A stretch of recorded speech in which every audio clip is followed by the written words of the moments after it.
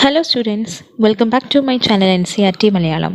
ഇന്ന് നമ്മൾ പഠിക്കാൻ പോകുന്നത് NCERT ക്ലാസ് 9ലെ English supplementary reader chapter 3 Iswaran the story teller. അപ്പോൾ ഒരു ഈശ്വരൻ എന്ന് പറയുന്ന ഒരു വ്യക്തിയെ പറ്റിയാണ് നമ്മൾ ഈ ഒരു സ്റ്റോറിയിൽ മെയിനായിട്ട് ഡിസ്കസ് ചെയ്യുന്നത്. അപ്പോൾ അദ്ദേഹം ആരാണ്? അയാളൊരു സ്റ്റോറി ടെല്ലറായിരുന്നു അല്ലേ, കഥ നല്ലോണം നറേറ്റ് ചെയ്യുന്നൊരു വ്യക്തിയായിരുന്നു. So if you are new to this channel, please do like, share and subscribe our channel. Check the playlist to watch the other videos of class 9th. Okay, let us study Ishwaran the Storyteller chapter 3. One night, Mahendra woke up from his sleep and saw a dark cloudy form. He broke out into the cold sweat. Was it a ghost? ഒരു ദിവസം മഹേന്ദ്ര എന്ത് ചെയ്തു? നമ്മുടെ അദ്ദേഹത്തിൻ്റെ ഉറക്കത്തിൽ നിന്ന് പെട്ടെന്ന് എഴുന്നേറ്റിട്ട് ഒരു മൂടിയ പോലത്തെ ഒരു രൂപം, ഒരു കറുത്ത് മൂടിയ പോലത്തെ രൂപത്തെ കണ്ടു. എന്നിട്ട് പെട്ടെന്ന് ബെഡിൽ നിന്ന് എഴുന്നേറ്റിട്ട് ആകെ ആളെന്തായിപ്പോയി, വിയർത്ത് പോയി. അതെന്താ, ഒരു ഗോസ്റ്റ് ആയിരുന്നോ? ഈ ഒരു സെൻറ്റൻസാണ് ഇൻട്രോയിൽ കൊടുത്തിട്ടുള്ളത്. പിന്നെ നമുക്കൊരു ഫോട്ടോയും കാണാൻ പറ്റും. ഇനി നമ്മൾ സ്റ്റോറിയിലേക്ക് പോവാണ്. The story was narrated to Ganesh by a young man, Mahendra by name. He was a junior supervisor in the firm which offered on hire supervisors at various types of construction sites, factories, bridges, dams and so on. അപ്പോൾ ഈ story narrate ചെയ്യുന്നത് ഗണേശനാണ് അല്ലേ. ഗണേശനൊരു young മാനാണ്. Mahendra എന്നാണ് അയാളുടെ പേര്. മഹേന്ദ്ര എന്നാണ് പേര്. എന്നിട്ട് ഈ പറയുന്ന ഒരു ജൂനിയർ സൂപ്പർവൈസറാണ് അയാൾ. മഹേന്ദ്രൻ ഒരു ജൂനിയർ സൂപ്പർവൈസറാണ് ഒരു ഫേമിൽ. അവിടെ ഒരുപാട് സൂപ്പർവൈസേഴ്സിനെ ഹയർ ചെയ്യുന്നത് അല്ലെങ്കിൽ ഒരു റിക്രൂട്ട് ചെയ്യുന്നത്, ജോലിക്ക് വെക്കുന്നത് ഇദ്ദേഹമാണ്. പല കൺസ്ട്രക്ഷൻ സൈറ്റുകളിലേക്കും ഫാക്ടറീസുകളിലേക്കും ബ്രിഡ്ജസ്, ഡാംസ് ഇതുപോലത്തെ കൺസ്ട്രക്ഷൻ സൈറ്റുകളിലേക്കൊക്കെ സൂപ്പർവൈസേഴ്സിനെ ഹയർ ചെയ്യുന്നത് നമ്മുടെ മഹേന്ദ്രനാണ്. Mahendra's job was to keep an eye on the activities at the work site. He had to keep moving from place to place every now and then as ordered by his head office. അപ്പോൾ മഹേന്ദ്രയുടെ ജോലി എന്ന് പറയുന്നത് അവിടുത്തെ ആക്ടിവിറ്റീസിലെ നമ്മൾ ഈ പറയുന്ന construction സൈറ്റിലെ ആക്ടിവിറ്റീസിൻ്റെ മുകളിലൊരു കണ്ണ് വയ്ക്കുക എന്നുള്ളതാണ്. അതായത് എല്ലാം ഒന്ന് സൂപ്പർവൈസ് ചെയ്യുക, എല്ലാം ഒന്ന് മോണിറ്റർ ചെയ്യുക എന്നുള്ളതാണ്. അപ്പോൾ അതുപോലെ തന്നെ ഹെഡ് ഓഫീസ് എന്ന് പറയുന്ന കാര്യങ്ങളൊക്കെ അതുപോലെ ഓർഡർ ചെയ്യുക. ഇതൊക്കെയാണ് നമ്മുടെ മഹേന്ദ്രയുടെ പണി. ചിലപ്പം ഓർഡർ ആയിരിക്കാം, ചിലപ്പോൾ from a coal mining area to a railway bridge construction site and from there a few months to the chemical plant which was coming up somewhere. അപ്പോൾ ഒന്നെങ്കിൽ ഇങ്ങനെ ഹെഡ് ഓഫീസിലെ കാര്യങ്ങളൊക്കെ ഓർഡർ ചെയ്യുക, അല്ലെങ്കിൽ ഒരു കോൾ മൈനിങ് നിന്ന് റെയിൽവേ ബ്രിഡ്ജ് കൺസ്ട്രക്ഷൻ സൈറ്റിലേക്ക് ആയിരിക്കും, അല്ലെങ്കിൽ ചില മാസങ്ങൾ കഴിഞ്ഞാലോ കെമിക്കൽ പ്ലാന്റ് എവിടേക്കോ വരുന്നുണ്ട്, അവിടെയൊക്കെ ആയിരിക്കും ഇദ്ദേഹത്തിൻ്റെ ജോലി. ആരുടെ? മഹേന്ദ്രയുടെ. He was a bachelor. His needs were simple and he was able to adjust himself to all kinds of odd condition, whether it was an ill equipped circuit house or a makeshift canvas tent in the middle of a stone quarry. അപ്പോൾ ഇദ്ദേഹം മഹേന്ദ്ര ഒരു ബാച്ചിലറായിരുന്നു. അദ്ദേഹത്തിൻ്റെ ആവശ്യങ്ങളൊക്കെ വളരെ സിമ്പിളായിരുന്നു. അദ്ദേഹം എല്ലാവിധ odd കണ്ടീഷനിലെ എല്ലാവിധ unfavourable അനുകൂലമല്ലാത്ത സാഹചര്യത്തിലും അഡ്ജസ്റ്റ് ചെയ്യാൻ കെൽപ്പുള്ളൊരു വ്യക്തിയായിരുന്നു നമ്മുടെ മഹേന്ദ്ര. അപ്പം അതൊരു ഇൽ എക്യുപ്ഡ് ആയിട്ടുള്ള സർക്യൂട്ട് ഹൗസ് ആവട്ടെ, അല്ലെങ്കിൽ ഒരു മേക്ക് ഷിഫ്റ്റ് ക്യാൻവാസ് ടെൻറ്റ് ആവട്ടെ. ഇൽ എക്യുപ്ഡ് സർക്യൂട്ട് ഹൗസ് എന്ന് വെച്ചാൽ പ്രത്യേകിച്ച് സൗകര്യങ്ങളൊന്നും ഇല്ലാത്ത, എക്യുപ്മെൻറ്റ്സ് ഒന്നും ഇല്ലാത്തൊരു വീട്. അതുപോലെ തന്നെ ഒരു ടെൻറ്റ് പോലത്തെ ടെൻറ്റ് ആയിക്കോട്ടെ, ഇവിടെ നമ്മുടെ ഒരു സ്റ്റോൺ ക്വാറിയുടെ നടുവിലുള്ളൊരു ടെൻറ്റ് ആയിക്കോട്ടെ, അവിടെയൊക്കെ ആർക്ക് അഡ്ജസ്റ്റ് ചെയ്യാൻ പറ്റും? നമ്മുടെ മഹേന്ദ്ര എന്ന് പറയുന്ന സൂപ്പർവൈസർക്ക് അഡ്ജസ്റ്റ് ചെയ്യാൻ പറ്റും. But one asset he has was his cook Eshwaran. The cook was quite attached to Mahendra and followed his uncomplainingly wherever he was posted. അപ്പോൾ മഹേന്ദ്രയുടെ ഒരു അസെറ്റ് അല്ലെങ്കിൽ ഒരു സ്വത്ത് എന്ന് പറയുന്നത് അദ്ദേഹത്തിൻ്റെ കുക്കായിരുന്നു. കുക്കിൻ്റെ പേര് ഈശ്വരൻ എന്നാണ്. അപ്പോൾ കുക്ക് മഹേന്ദ്രയായിട്ട് ഭയങ്കര അറ്റാച്ച്ഡ് ആണ് അല്ലേ. അങ്ങനെ എവിടേക്കാണോ നമ്മുടെ മഹേന്ദ്രയ്ക്ക് പോസ്റ്റിംഗ് കിട്ടുന്നത്, നമ്മൾ പറഞ്ഞു മഹേന്ദ്ര ചില സമയത്ത് കോൾ മൈനിങ്ങിൽ നിന്ന് റെയിൽവേ കൺസ്ട്രക്ഷൻ സൈറ്റിലേക്കും അതുപോലെ തന്നെ കെമിക്കൽ പ്ലാന്റിലേക്കൊക്കെ അദ്ദേഹത്തിന് ട്രാൻസ്ഫർ കിട്ടുമെന്ന് പറഞ്ഞു. അപ്പോൾ കുക്കാണെങ്കിൽ എവിടെ ആയിക്കോട്ടെ അവിടേക്കൊന്നും ഒരു കംപ്ലൈൻറ്റും ഇല്ലാതെ മഹേന്ദ്രയുടെ കൂടെ തന്നെ അദ്ദേഹത്തെ ഫോളോ ചെയ്യാറുണ്ട്. He cooked for Mahendra, washed his clothes, and chatted away with his master at night. He could weave out endless stories and anecdotes on varied subjects.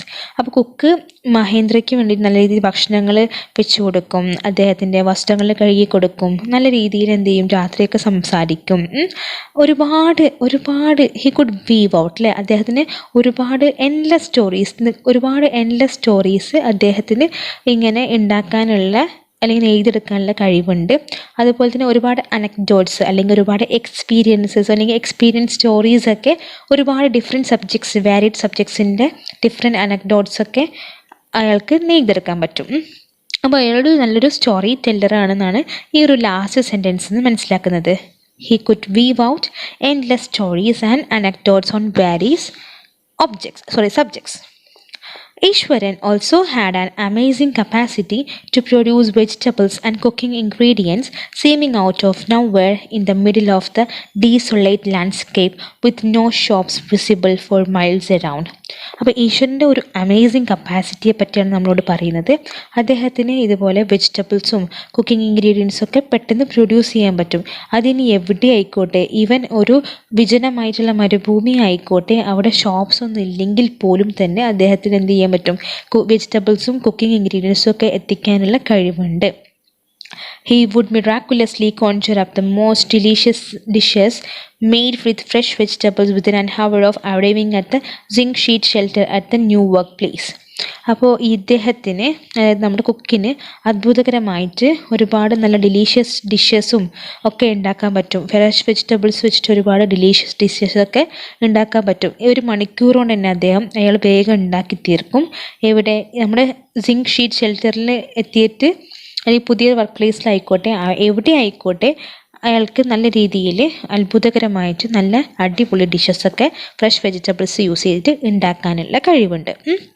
Mahendra would be up early in the morning and leave for work after breakfast, carrying some prepared food with him.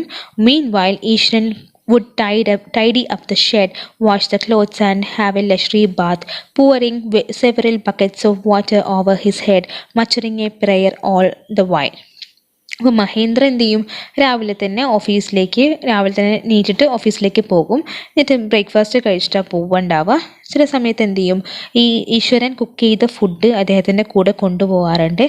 ഈ ഓഫീസിൽ പോകുന്ന സമയത്ത് ഈശ്വരൻ എന്താ പണിയെന്ന് വെച്ചാൽ shed നല്ല രീതിയിൽ വൃത്തിയാക്കുക. അവരിപ്പോൾ ഷെഡിലല്ലേ നിൽക്കുന്നത്, അവിടെ നല്ല രീതിയിൽ ടെൻറ്റ് പോലത്തെ ഷെഡിൽ വൃത്തിയാക്കുക, ക്ലോത്ത്സ് വാഷ് ചെയ്യുക, നല്ലൊരു അടിപൊളി സ്നാനം എടുക്കുക, കുറേ ബക്കറ്റിൽ വെള്ളം എടുത്തിട്ട് തലയിൽ കൂടെ ഒഴിക്കും, എന്നിട്ട് ഒരു പ്രെയറൊക്കെ ചൊല്ലിയിട്ടായിരിക്കും ഈ സമയത്ത് സ്പെൻഡ് ചെയ്യാം. It would be lunch time by then. After eating he would read for a while before dozing off. അപ്പോൾ ലഞ്ച് ടൈം ആവും. അതിന് ശേഷം എന്ത് ചെയ്യും, കഴിച്ചതിന് ശേഷം മിക്കവാറും അദ്ദേഹം എന്ത് ചെയ്യും, ഒരു ബുക്ക് എന്തെങ്കിലുമൊക്കെ ഇരുന്ന് വായിക്കും ഉറങ്ങുന്നതിന് മുമ്പ്. ഒരു മയങ്ങാറുണ്ട്, അപ്പോൾ അതിന് മുന്നേ. അപ്പോൾ ബിഫോർ ഡോസിങ് ഓഫ് എന്ന് വെച്ചാൽ ഒന്ന് മയങ്ങുന്നതിന് മുമ്പ് എന്നുള്ള മീനിങ് ആണ്.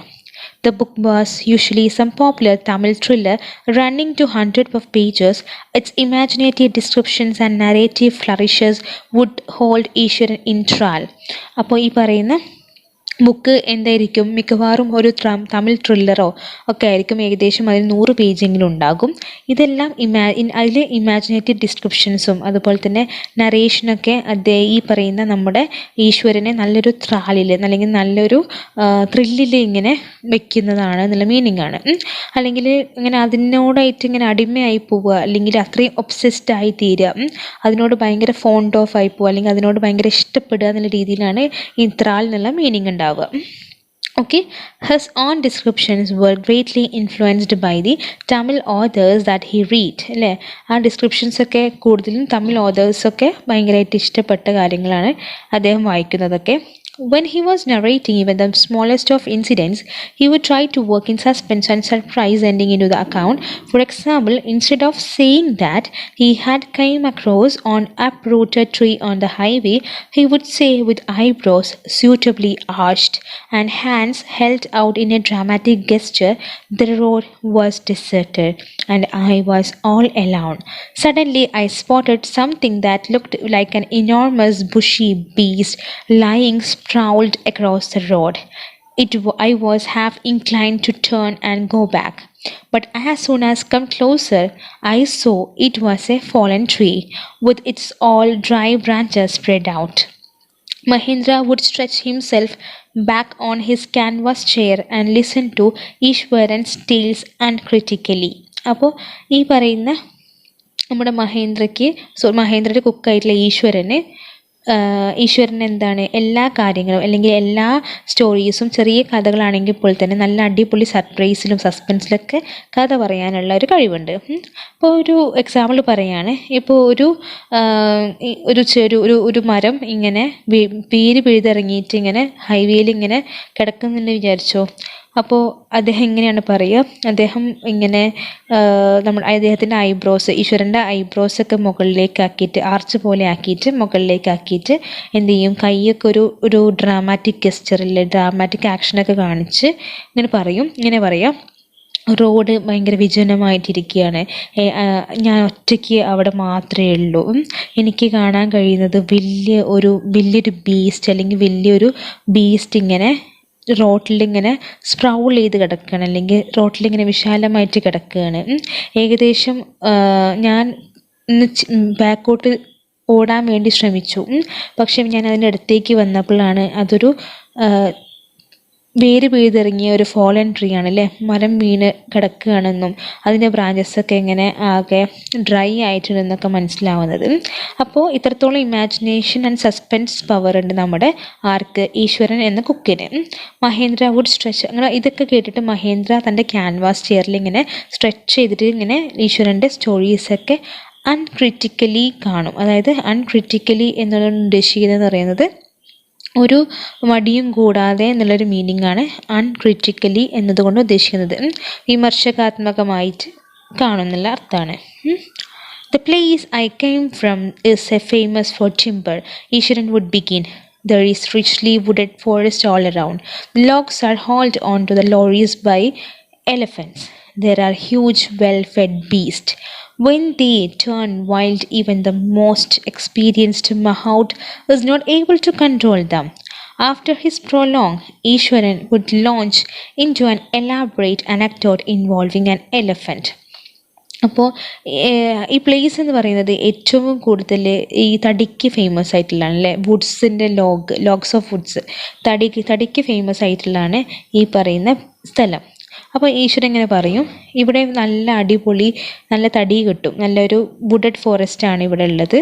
അവിടെ ആനകളാണ് ലോറിയിലേക്ക് ഇങ്ങനെ ഈ വുഡൻ ലോഗ്സൊക്കെ അല്ലെങ്കിൽ ഈ പറയുന്ന തടിക്കഷ്ണമൊക്കെ ആനകളാണ് വലിച്ചഴിച്ചിട്ട് ലോറിയിൽ കൊണ്ടുപോയിരുന്നതാണ്. വലിച്ചഴിച്ച് കൊണ്ടുപോവുക എന്നുള്ള മീനിങ്ങാണ് ഹോൾഡ് എന്നുകൊണ്ട് ഉദ്ദേശിക്കുന്നത്. They are huge well fed beast അല്ലേ, ആനകളൊക്കെ നല്ലോണം ഫെഡ് ചെയ്ത് അല്ലെങ്കിൽ നല്ലോണം ഭക്ഷണം കൊടുത്തിട്ടുണ്ടാക്കിയ വലിയ ബീസ്റ്റുകളാണ്. അപ്പോൾ ഇപ്പം ഒരു ബീസ്റ്റിനെ പറ്റി പറയുകയാണ്, അത് എങ്ങനെയാണ് അത് ഭയങ്കര രീതിയിൽ വൈൽഡായിപ്പോയത്, ഭയങ്കര രീതിയിൽ ഇങ്ങനെ വൈൽഡായിപ്പോയത്.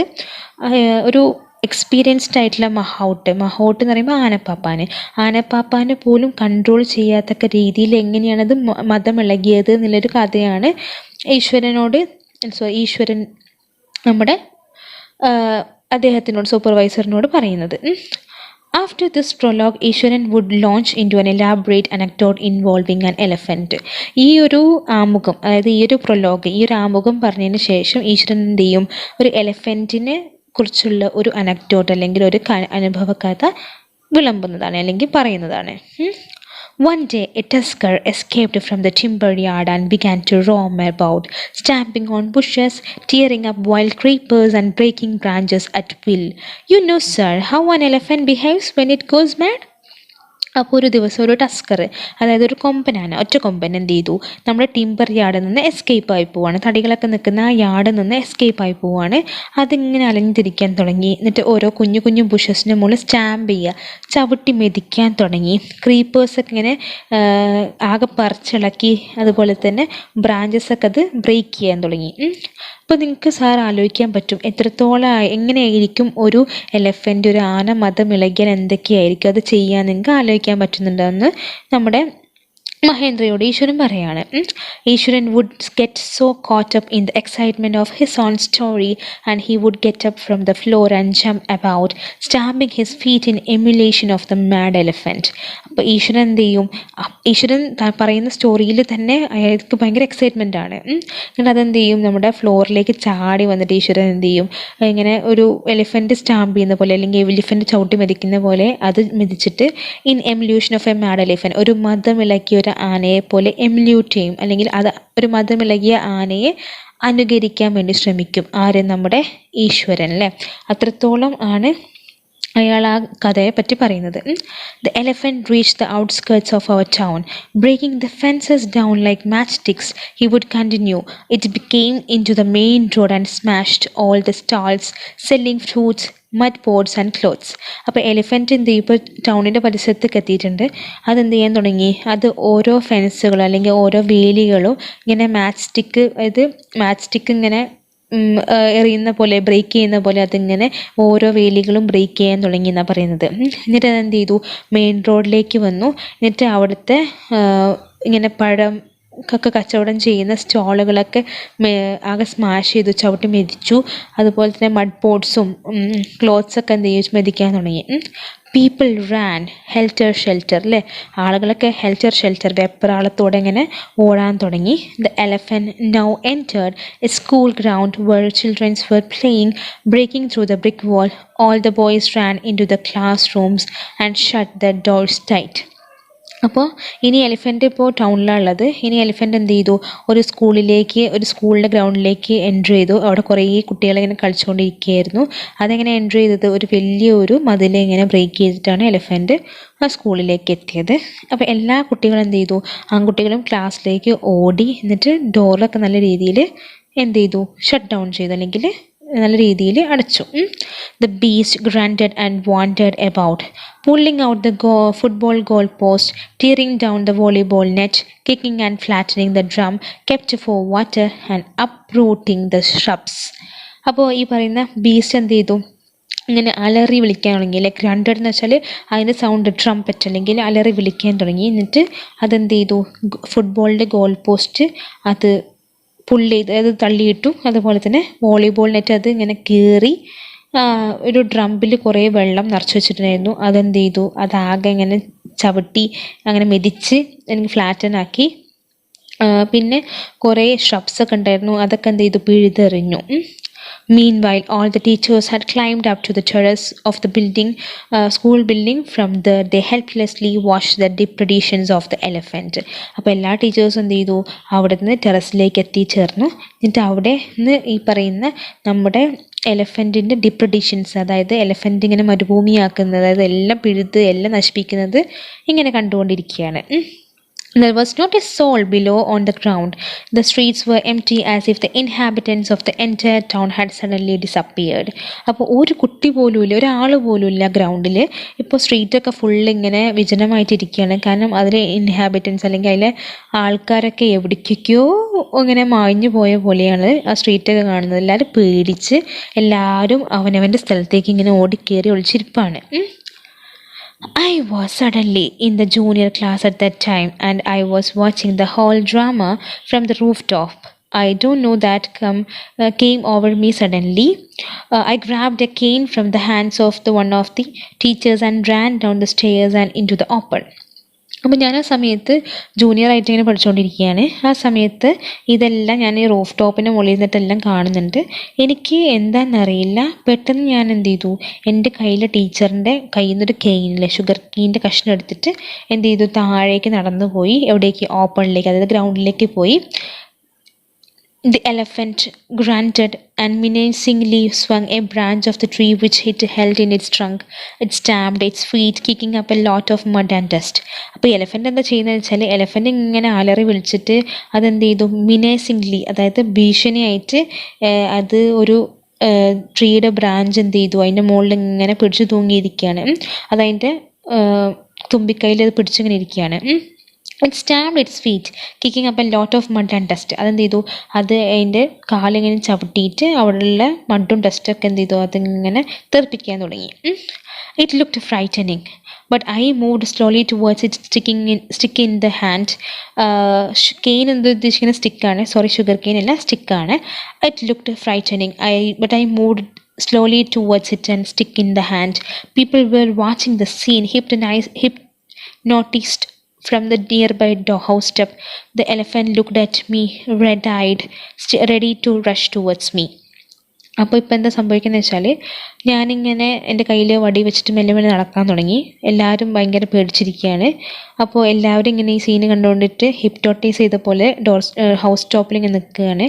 എലഫൻറ്റിൻ്റെ കാണുമ്പോൾ അത് റെഡ് ഐഡാണ്, കണ്ണൊക്കെ ചുവന്നിരിക്കുകയാണ്. അത് എൻ്റെ അടുത്തേക്ക് എപ്പോൾ വേണമെങ്കിലും ഓടി വരും എന്നുള്ളൊരു അവസ്ഥയാണ്. It lifted its trunk and trumpeted loudly. At that moment I moved forward and mustering all my force whacked its third toenail on a hook. The beast looked stunned for the moment, then it shivered from head to toe or head to foot and collapsed. അപ്പം elephant എൻ്റെ അടുത്തേക്ക് വരാൻ നോക്കുകയാണ്. അപ്പോൾ ഞാൻ എന്ത് ചെയ്തു, അതെന്ത് ചെയ്തു, അതിൻ്റെ തുമ്പിക്കൈ ഉയർത്തിയിട്ട് അത് ഉറക്കെ ഇങ്ങനെ അലറി വിളിച്ചു. അതായത് ട്രംപറ്റ്, എലഫൻറ്റ് സൗണ്ടിനെയാണ് നമ്മൾ ട്രംപറ്റ് എന്ന് പറയുന്നത്. ആ സമയത്ത് ഞാൻ എന്ത് ചെയ്തു, അതിൻ്റെ അടുത്തേക്ക് മൂവ് ചെയ്തു. എൻ്റെ എല്ലാവിധ ഫോഴ്സും ഞാൻ മസ്റ്റർ ചെയ്തു. എൻ്റെ എല്ലാവിധ ഫോഴ്സും എന്ത് ചെയ്തു, ഞാനിങ്ങനെ കൂട്ടിയിട്ട് ഞാൻ എന്ത് ചെയ്തു, അതിൻ്റെ ടോനെയിലിൻ്റെ അവിടെ അല്ലേ, മൂന്നാമത്തെ വിരലിൻ്റെ അവിടെ, കാലിലെ മൂന്നാമത്തെ വിരലിൻ്റെ അവിടെ ഒറ്റൊരു ചവിട്ടി. അപ്പോൾ എന്ത് ചെയ്തു, ആ സമയത്ത് എലഫൻ്റ് എന്ത് ചെയ്തു, അങ്ങനെ ഒന്ന് സ്റ്റണ്ണായി നിന്നു. എന്നിട്ട് അതെന്ത് ചെയ്തു, അത് താഴെ മുതൽ അടിമുടി എന്തായി വിറയ്ക്കാൻ തുടങ്ങി. എന്നിട്ട് അതെന്ത് ചെയ്തു, താഴേക്ക് വീണു. ഇത്രയാണ് എലഫൻറ്റിൻ്റെ കഥ നമുക്ക് പറയാനുള്ളത്. ബാക്കി എന്താ സംഭവിച്ചിട്ടുണ്ടാവുക നമുക്ക് അടുത്ത ക്ലാസ്സിൽ കാണാം. അടുത്ത ക്ലാസ്സിൽ കാണുന്നവരേക്കും thank you everyone, thank you so much. അടുത്ത ക്ലാസ്സിൽ വീഡിയോ എന്തായാലും കാണണം കേട്ടോ.